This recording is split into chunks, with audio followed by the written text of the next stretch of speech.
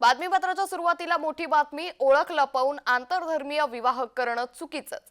Love जिहादचा उल्लेख supreme कोर्टाच्या निकालातही आहे। मुख्यमंत्री देवेंद्र फडणवीसांनी हे वक्तव्य केलंय।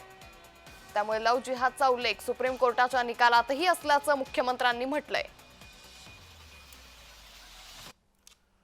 लव्ह जिहाद याची वास्तविकता सर्वोच्च न्यायालयाच्या निर्णयातही आलेली आहे। केरळ हायकोर्टच्या निर्णयात देखील ती आलेली आहे। एका धर्मातल्या व्यक्तीने दुसऱ्या धर्मातल्या व्यक्तीशी लग्न करणं हे गैर नाही, पण खोटं बोलून, खोटी आयडेंटिटी तयार करून, त्या ठिकाणी फसवणूक करून अशा प्रकारचं लग्न करायचं आणि मुलं जन्माला घालून सोडून द्यायचं, ही जी प्रवृत्ती चाललेली आहे, हे जे फूस लावणे, फसवणूक करणे, जाणीवपूर्वक खोटारडेपणा करणे, असं जे चाललेलं आहे हे मात्र योग्य नाही आहे। आणि म्हणून या संदर्भात जी काही योग्य कारवाई आहे ती राज्य सरकार करेल।